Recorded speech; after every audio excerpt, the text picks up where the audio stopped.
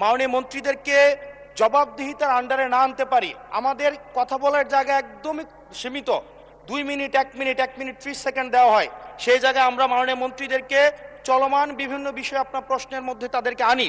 কিন্তু আমরা দেখেছি গত 2 সপ্তাহের সেশনে আমাদের এই যে তারকা চিহ্নিত প্রশ্নগুলো সংসদের কার্যপ্রণালীতে থাকলেও সেগুলো শুধুমাত্র টেবিলে দিয়ে দেওয়া হয়, যার ফলে আমরা মন্ত্রীদেরকে আমরা প্রশ্ন করতে পারি না, এবং আমি মনে করি এটির মাধ্যমে আমার অধিকার বঞ্চিত হচ্ছে, এবং আমি সম্পূরক প্রশ্ন করতে পারি না, আমি অধিকার বঞ্চিত হচ্ছি।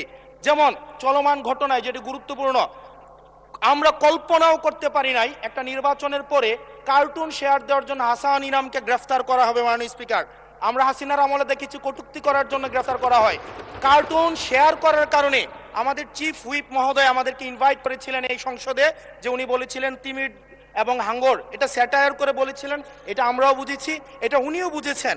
কিন্তু মাননীয় স্পিকার, দুঃখজনক বিষয় হচ্ছে যে এই কার্টুনটি শেয়ার করার কারণে আমাদের মাননীয় চিফ হুইপ মহোদয়ের এক কর্মী মামলা করেছে 25 ধারায়। যে মামলা 25 ধারায় যদি সংক্ষেপে বলি, আপনি মাননীয় স্পিকার, মাননীয় সদস্য, 1 মিনিট মাননীয় স্পিকার, আমরা এমনি সুযোগ পাই না, সুযোগ দেওয়া হয় ঠিক না। আছে, আমরা কবে ট্রেজারি ব্রাঞ্চে যাব, 45 মিনিট ধরে কথা বলবো, অবশ্যই বলবো, সেদিন অবশ্যই ইনশাআল্লাহ আসবে। মাননীয় সদস্য, আপনি একটু শেষ করুন দয়া করে। জাস্ট 1 মিনিট মাননীয় স্পিকার, 25 ধারায় রয়েছে, যে বিধিতে মামলা হয়েছে 25 ধারায় রয়েছে যৌন নির্যাতন করা হইলে, সংক্ষেপে বলছি, তাইলে এই ধারায় মামলা করা হবে।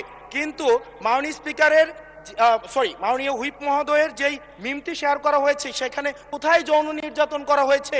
এখানে একটা মিম শেয়ার দেওয়া হয়েছে, যেখানে দেওয়া হয়েছে তিমি মাছ সবাইকে সার্ভ করা হচ্ছে। এবং এই ধরনের মামলায় আমাদের এই অভ্যুত্থান পরবর্তী সময়ে বিরোধী দল মতকে দমন নিপীড়নের জন্য গ্রেফতার করা হচ্ছে, এবং জামিনও দেওয়া হচ্ছে না। এবং এখানে কোনো ধারায় 25 ধারায় সাইবার নিরাপত্তা যেটা আইন এই সংসদে পাশ করা হয়েছে, এই আইনে কূটনীতির জন্য বা রাজনৈতিক স্যাটায়ারের জন্য আমাদের হচ্ছে মামলা করার কোনো বিধান নাই। সেই জায়গাতে এই প্রশ্নগুলো আমরা কাদেরকে করব? যদি আমাদেরকে আমাদের এই মৌখিক প্রশ্ন উত্তর পর্বটি যদি আপনারা বাদ দিয়ে দেন, তাহলে আমরা কাদের কাছে প্রশ্ন করব? এটা একটা মনোলগ সেশন হবে, এখানে সবগুলো স্ক্রিপ্টেড থাকবে, মন্ত্রণালয় থেকে যে উত্তর রেডি করে দিবে সেটাই। আমাদের মন্ত্রীরা কাজ করছেন, পরিশ্রম করছেন, কিন্তু আমাদের সাথে তাদের যে জবাবদিহিতার যে সম্পর্কটা, এই সম্পর্কটা এই সংসদে নিশ্চিত হচ্ছে না।